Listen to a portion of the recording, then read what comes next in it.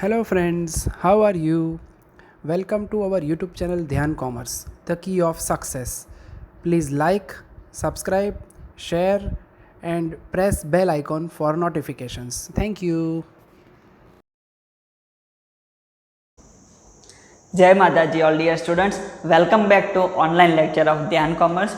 MCom semester 2 में unit number 2 में हमने एक छोटा सा चैप्टर स्टार्ट किया हुआ है जिसका नाम है अंडर और ओवर एब्जॉर्प्शन ऑफ ओवरहेड्स। आगे हमने उसकी पीपीटी में थियोरी देखी, फिर उसके कुछ बेसिक सम्स देखे। आज हम अपनी सफ़र को आगे बढ़ाते हुए नेक्स्ट सम लेने जा रहे हैं। सबके पास टेक्स्ट बुक, फुलस्केप चौपड़ा, कैल्सी के साथ ज्वाइन हो जाओ।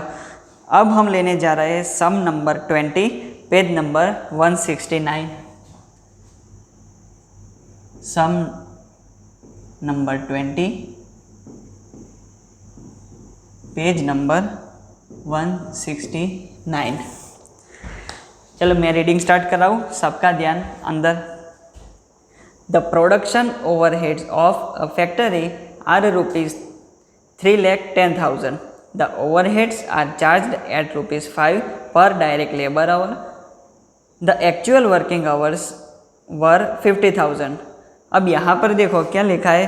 पहली लाइन में production overheads of a factory 3,10,000। Factory का एक्चुअल ओवरहेड्स कितना है? 3,10,000, ये एक्चुअल दिया है।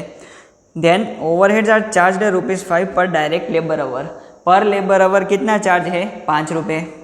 आगे द एक्चुअल वर्किंग आवर्स वर 50,000, हमें वर्किंग आवर्स दिए हैं 50,000। During the period 3,800 units were produced, out of which 3,000 units were sold. हमने प्रोड्यूस किया 3,800 प्रोडक्शन यूनिट्स एंड हमने बेच दिया 3,000, तो बचा कितना? 800। तो वो क्या होगा? Finish stock. आगे There were 1,500 units in work in progress, 80% completion. WIP 1500 units दिए हैं, उसमें से 80% कंप्लीशन। हम कितना लेंगे? कंप्लीशन वाला। तो 1500 यूनिट का हम 80% निकालेंगे, तो वो जो आएगा वो हम लेंगे प्रोडक्शन यूनिट्स में। आगे on inquiry it was found that 40% of the unabsorbed overheads were due to increase in direct cost and the balances were due to inefficiency of the factory. अब यहाँ पर 40% जो है वो increase in indirect cost. Indirect cost मतलब overhead, overhead में increase के कारण हुआ है। तो वो हम क्या करेंगे उसका? तो प्रोडक्शन के थ्रू हम कॉस्ट अकाउंट में ट्रांसफ़र करेंगे। कैसे? तो सप्लीमेंट्री रेट से। एंड आगे बोला है balances were due to inefficiency of the factory. Inefficiency मतलब ह्यूमन एरर, मानवीय भूल, तो वो हम ले जाएंगे costing P&L। Calculate the amount of under absorbed overheads, how will you treat the unabsorbed amount of the overheads. अब ये क्वेश्चन नीचे नया है, what will be the profit implication of the same. हम ये जो कैलकुलेशन करते हैं उसके हिसाब से प्रॉफिट में कितना इंक्रीज या डिक्रीज हुआ है ये हमें बताना है। ये नया पॉइंट है आज का। चलिए सबसे पहले हमारा फिक्स वर्क आंसर। सबसे पहले हम क्या करेंगे? तो अंडर या फिर ओवर एब्जॉर्प्शन फाइंड आउट करेंगे। कैलकुलेशन ऑफ अंडर और ओवर एब्जॉर्प्शन ऑफ ओवरहेड्स। सबसे पहले हम लिखेंगे actual overheads incurred. Actual overheads incurred कहाँ पर होगा? P&L में। एक्चुअल ओवरहेड्स कितना हुआ है? 3,10,000। First line 3,10,000 less cost account का हम माइनस करेंगे। 50,000 वर्किंग आवर से एंड पर आवर रेट दिया हुआ है 5 रुपये, तो वो जो होगा कॉस्ट अकाउंट होगा less recovered in cost account.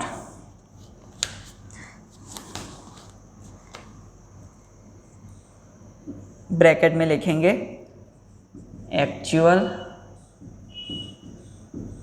Working hours into rate per hour. Actual working hours है हमारे पास 50,000 इंटू पर आवर रेट है 5 रुपये। इसका मल्टीप्लाई करेंगे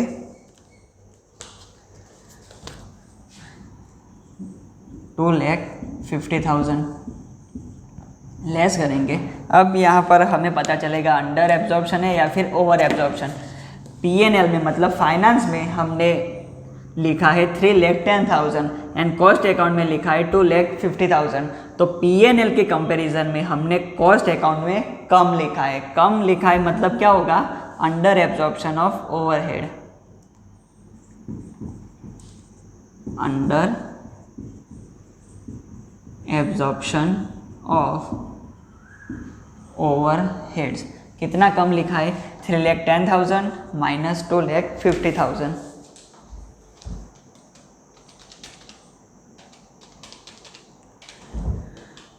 आया 60,000। तो ये होगा हमारा under absorption of overhead 60,000। Clear.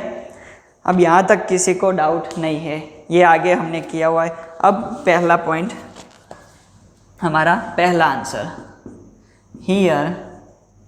सबसे पहले हम लिखेंगे कॉस्टिंग P&L का। कॉस्टिंग P&L में कितना है, तो रिमेनिंग यहाँ पर देखो 40% जो है वो इंक्रीज इन इनडायरेक्ट कॉस्ट, मतलब ओवरहेड से बोला है, तो वो हम सप्लीमेंट्री रेट्स के थ्रू ट्रांसफ़र करेंगे। अब यहाँ पर here 60% of the under absorption of overheads due to, हमें सब में दिया हुआ है due to inefficiency of the factory, due to inefficiency of the factory. So the amount, अब यहाँ पर कितनी अमाउंट होगी, 60,000 का हम निकालेंगे 60%, 60,000 इंटू 60%, तो अमाउंट आएगी 36,000। So the amount 36,000 will be transferred to costing P&L account. Clear यहाँ तक।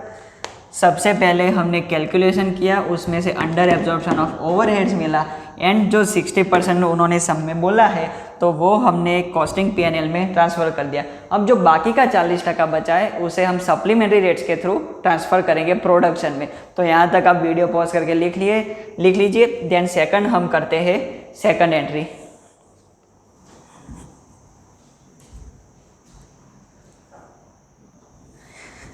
चलिए सबने लिख लिया।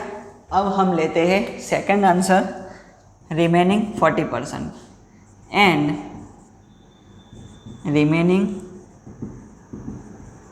40% of under absorption of overheads due to increase in, यहाँ पर उन्होंने इनडायरेक्ट एक्सपेंसेस वर्ड्स लिखा है तो हम वही लिखेंगे इनडायरेक्ट एक्सपेंसेस।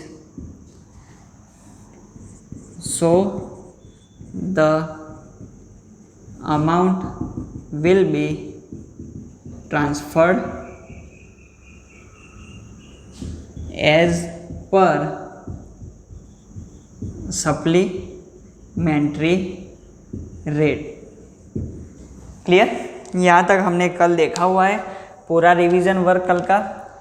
कितनी अमाउंट है, 60,000 ओवरहेड्स है अंडर एब्जॉर्प्शन इनटू 40% लेना है, 60,000 का 40% यानी 24,000। तो ये जो है हमें सप्लीमेंट्री रेट्स के थ्रू ले जाना है। सप्लीमेंट्री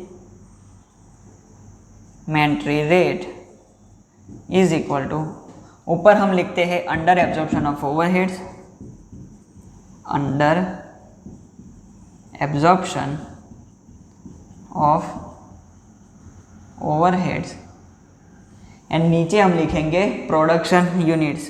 ये फॉर्मूला हमें याद रखना है, नीचे हम लिखेंगे प्रोडक्शन यूनिट्स। क्लियर? अब यहाँ पर प्रोडक्शन यूनिट्स हमें फाइंड आउट करने हैं। अंडर एब्जॉर्प्शन तो हमारे पास है 24,000, नीचे प्रोडक्शन यूनिट्स हमें फाइंड आउट करने हैं। प्रोडक्शन यूनिट्स, पूरा कल का रिवीजन वर्क। चलिए सबसे पहले हम लेंगे during the period 3,800 units were produce, और उसमें से हमने बेचा है out of which 3,000 units were sold.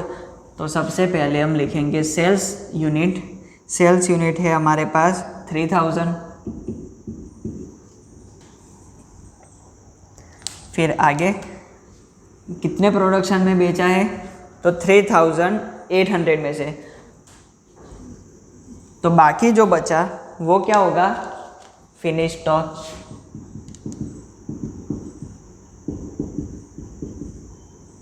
Eight hundred कैसे आया, 3,800 माइनस 3,000।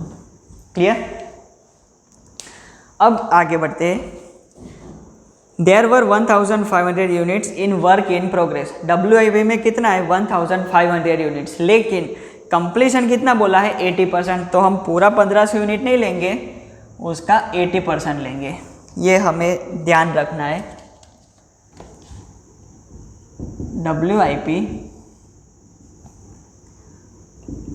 1,500 यूनिट का 80%, 1,500 इंटू 80%, 1,200। अब हम इन तीनों का टोटल करेंगे तो हमें मिल जाएगा प्रोडक्शन यूनिट्स।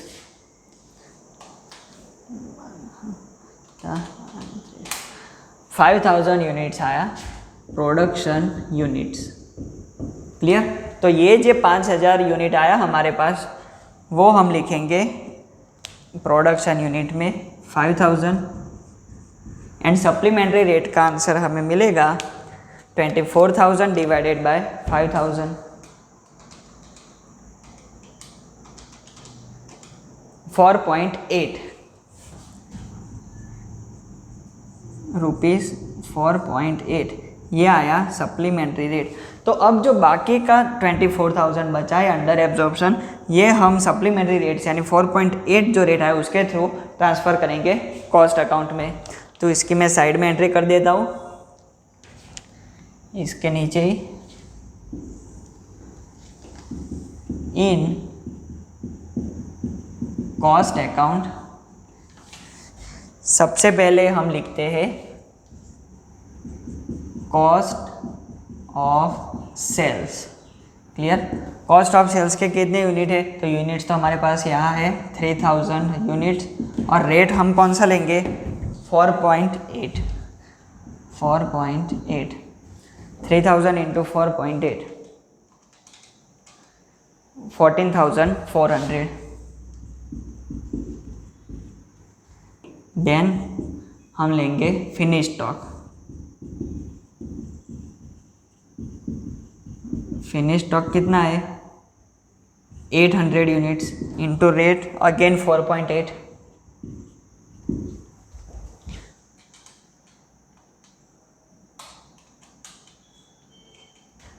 3840। देन बाकी बचा WIP वर्क इन प्रोग्रेस, उसका यूनिट्स है 1,200 इंटू 4.8, कितना आएगा, 100 इंटू 4.8,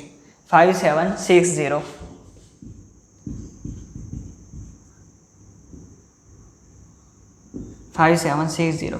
अब इन तीनों का टोटल ये 24,000 से मैच हो जाए तो हमारी कैलकुलेशन सही है।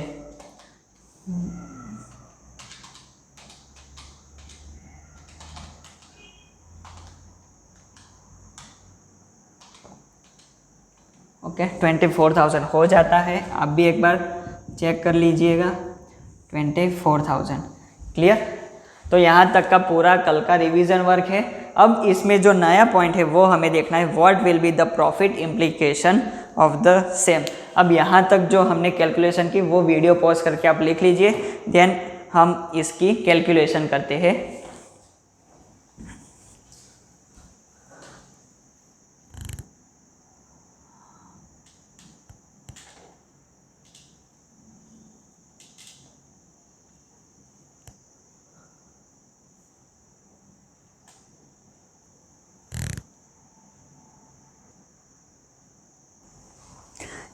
आई थिंक सबने लिख लिया होगा।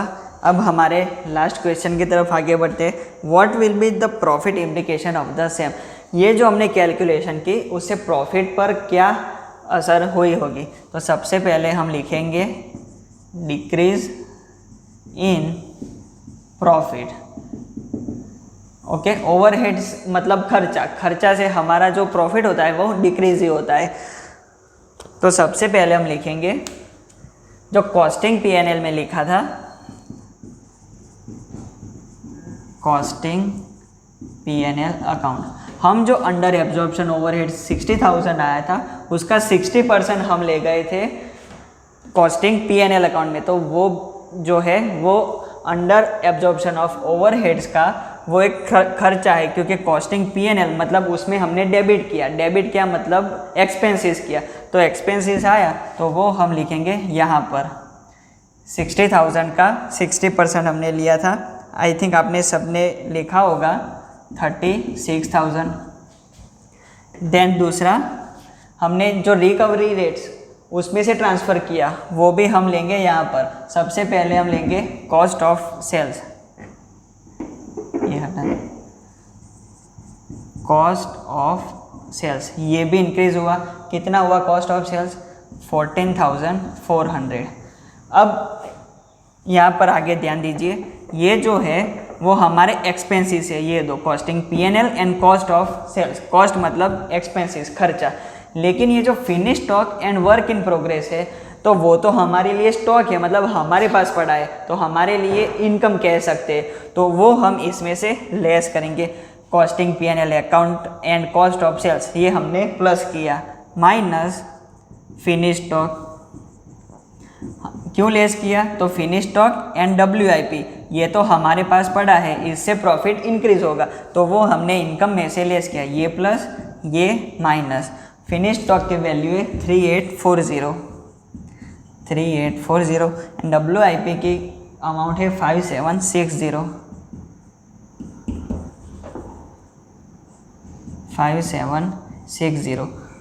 तो ये जो अमाउंट आएगी प्लस माइनस करके तो वो हमारे लिए कहलाएगा decrease in profit. 36,000 plus 14,400 minus 3840 minus 5760, तो टोटल डिक्रीज आता है 40,800। चेक कर लेता हूँ एक बार आंसर में, कहीं ना कहीं लिखा 40, लास्ट लाइन में लिखा है, आप चेक कर सकते हैं 40,800। तो ये क्या मिला हमें? Decrease in profit. क्लियर। ये पॉइंट नया था जो हमने समझ लिया। ये वर्क आप पूरा एक बार वीडियो पॉज करके लिख लेना, ये पॉइंट नया है।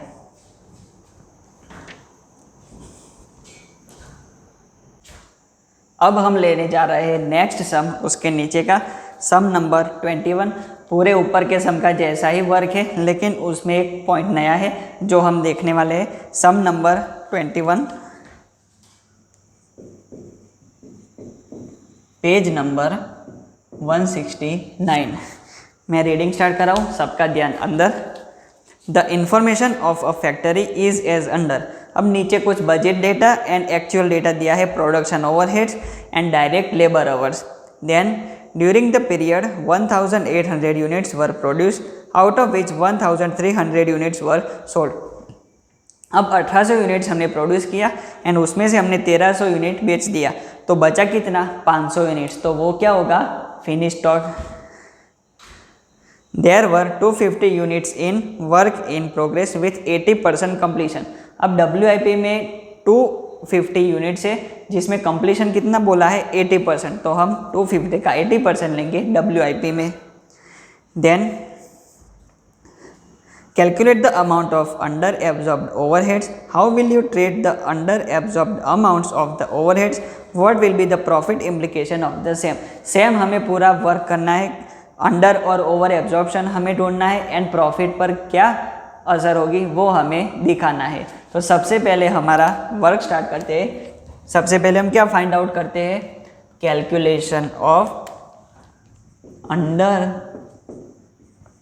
और कैलकुलेशन ऑफ अंडर और ओवर एब्जॉर्प्शन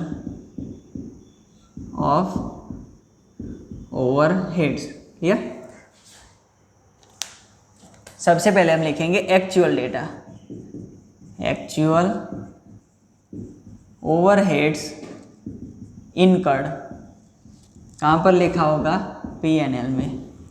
तो एक्चुअल डेटा कितना है, प्रोडक्शन ओवरहेड्स में एक्चुअल में लिखा है 60,000, तो वो हम लिखेंगे यहाँ पर 60,000 minus recovered in cost account. ये हम कैसे फाइंड आउट करते हैं, तो लेबर आवर दिए होते हैं एंड इनटू रेट हमें दिया होता है। लेबर आवर हमें लेना है एक्चुअल, हम यहाँ पर कौन से आवर लिखते हैं, एक्चुअल आवर्स, एक्चुअल, ये ध्यान रखना है। तो यहाँ पर एक्चुअल डायरेक्ट लेबर्स आवर है 10,800,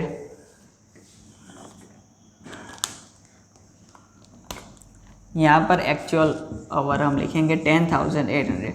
अब डाउट यहाँ पर है, रेट हमें नहीं दिया है, देखो सब में। अब यहाँ पर हमने जो आगे थ्योरी पढ़ी थी उसमें एक दूसरा फॉर्मूला था प्री डिटरमाइंड रेट करके, तो वो फॉर्मूला का यूज़ करके हम ये रेट फाइंड आउट करेंगे। अब उसकी कैलकुलेशन हम करते हैं,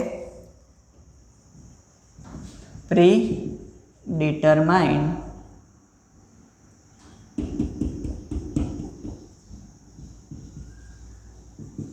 रेट, नीचे लिख लेता हूँ जैसे पूरा फॉर्मूला आ जाए।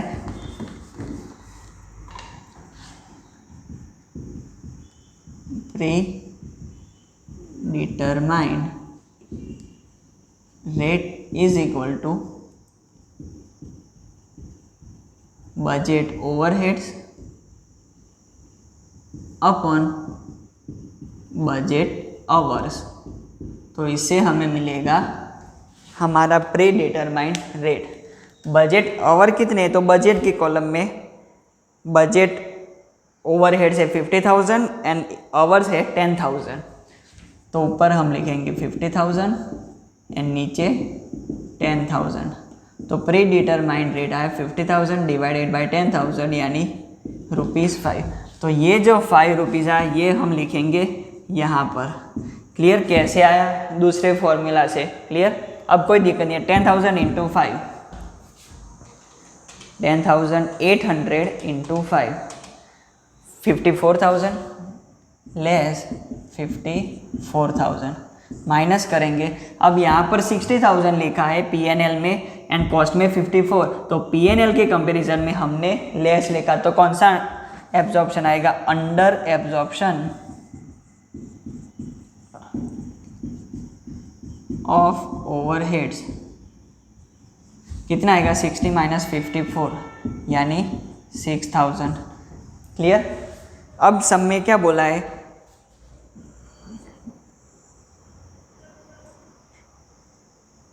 There were 250 units in work in progress with 80% completion, calculate the.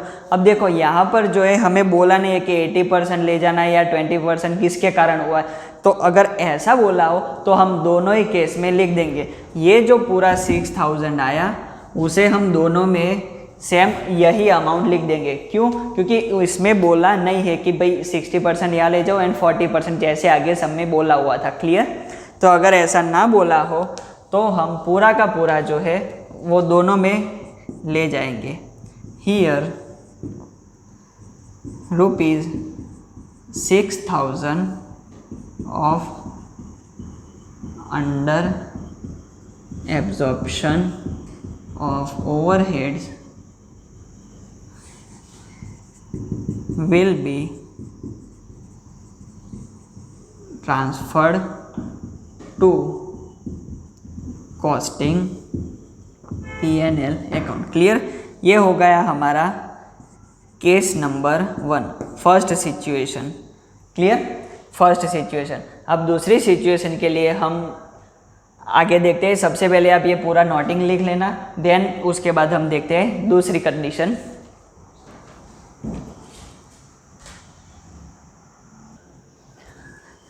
सबने लिख लिया होगा। अब हम देखते हैं सेकंड कंडीशन, जो कि हम पूरे के पूरे अमाउंट ले जाएंगे इन रिकवरी रेट के ज़रिए। Here ₹6,000 of under absorption of overheads will be transferred as per supplementary rate। Clear?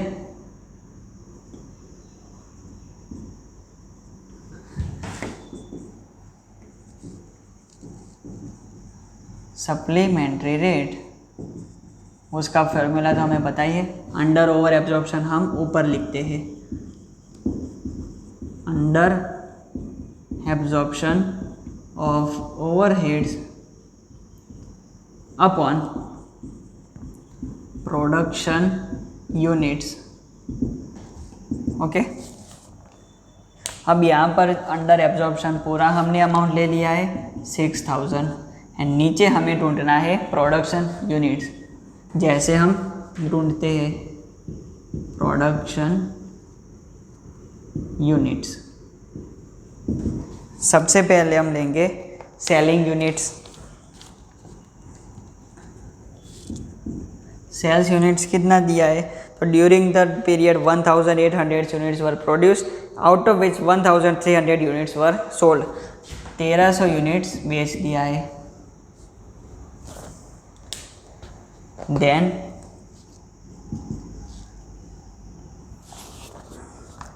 बाकी जो बचा फिनिश स्टॉक। फिनिश स्टॉक कितना बचा है? तो 1,800 यूनिट्स हमने प्रोड्यूस किए, उसमें से 1,300 यूनिट बेच दिया, तो बाकी बचा 500 यूनिट्स। अब तीसरा बचा WIP।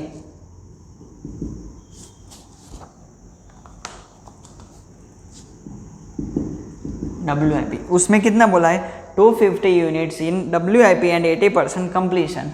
तो 250 का हम लेंगे 80%, आएगा 200। क्लियर? अब इन तीनों का टोटल करेंगे तो हमें मिलेंगे प्रोडक्शन यूनिट्स 1,300 प्लस 500 1,800 200, यानी 2,000 यूनिट्स प्रोडक्शन के। 6,000 डिवाइडेड बाय 2,000, तो सप्लीमेंट्री रेट आएगा 3 रुपये, ₹3। ये आ गया हमारा सप्लीमेंट्री रेट। अब ये रेट के ज़रिए हम ट्रांसफ़र करेंगे कॉस्ट अकाउंट में। इन कॉस्ट अकाउंट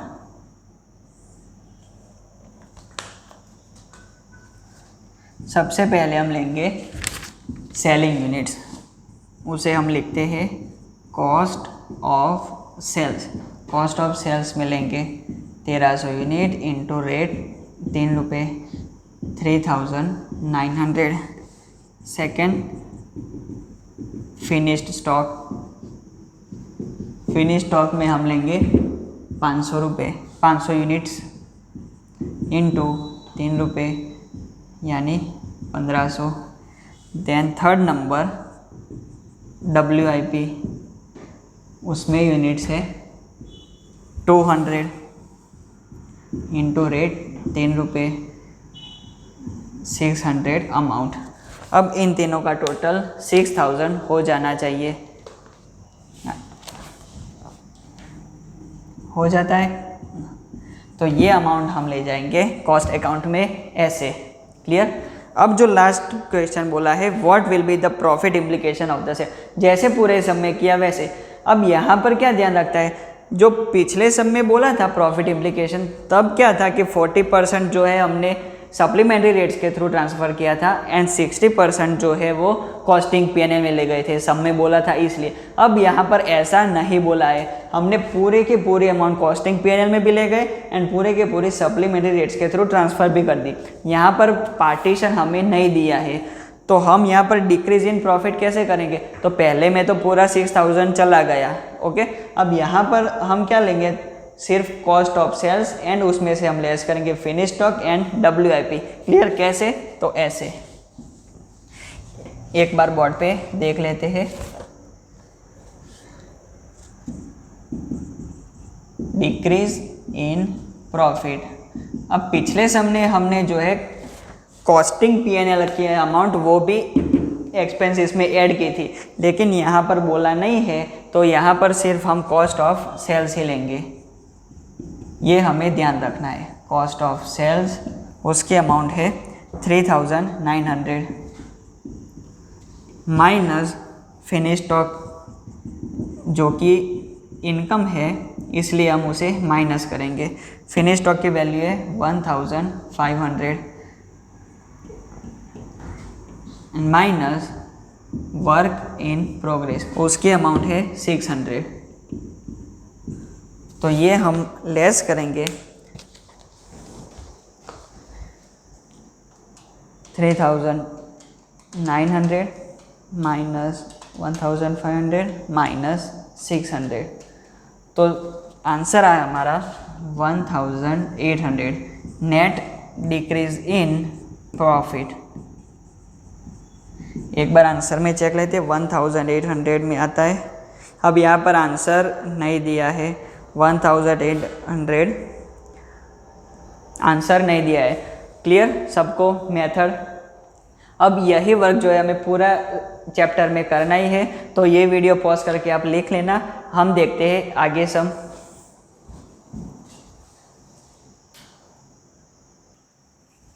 सबने लिख लिया होगा। अब दो बड़े सम करने के बाद एक लेते हैं छोटू sum. Sum number 6 page number 160। Sum number 6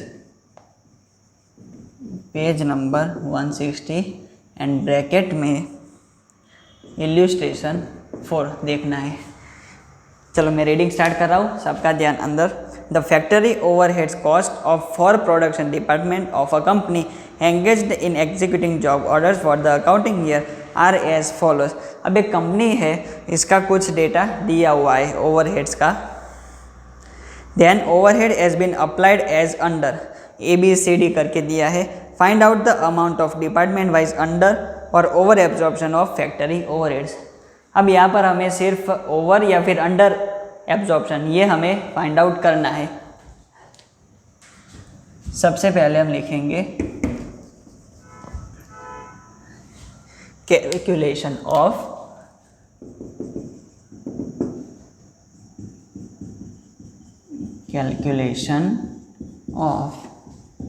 under और over absorption of overheads. Clear.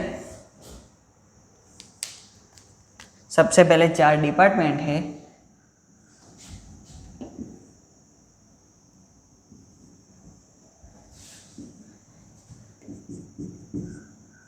Particulars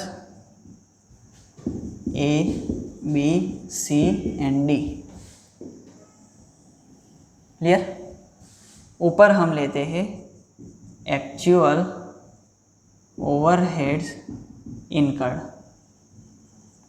and less हम करेंगे recovered in cost account. Clear.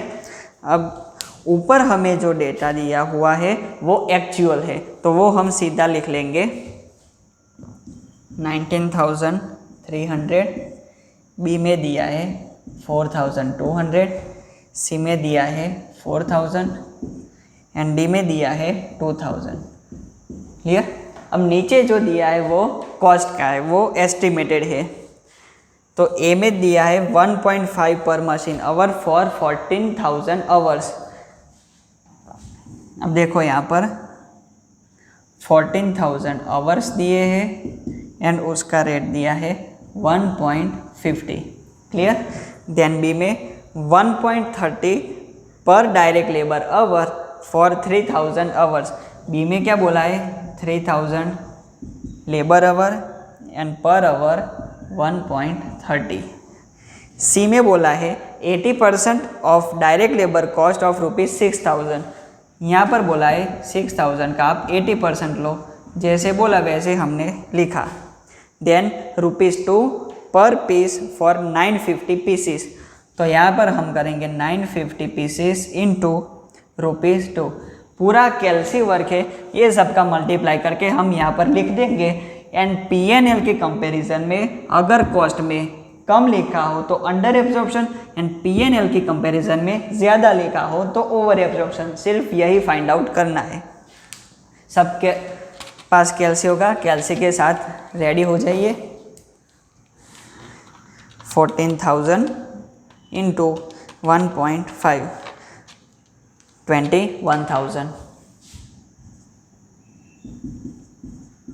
फिर 3,000 इंटू 1.3 3,900। देन 6,000 का 80% 4,800। Then 950 into 2 1,900। क्लियर। अब यहाँ पर हमें आंसर मिल जाएगा ओवर है या under absorption.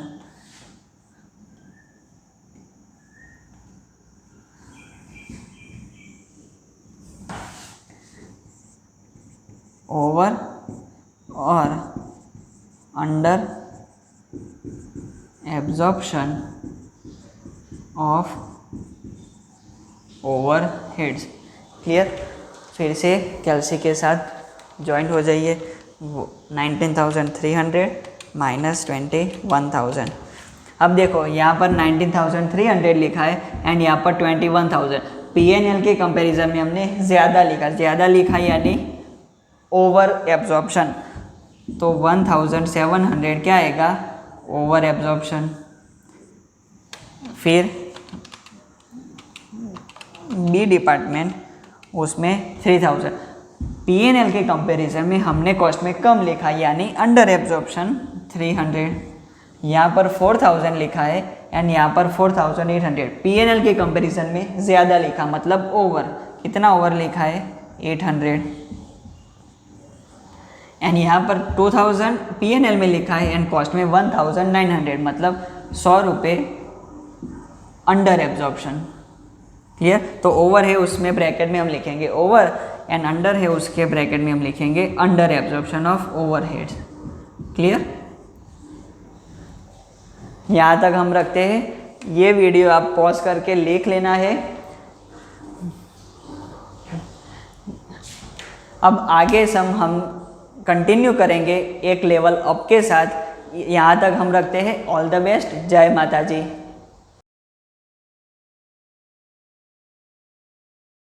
Please like, subscribe, share and press bell icon for notifications.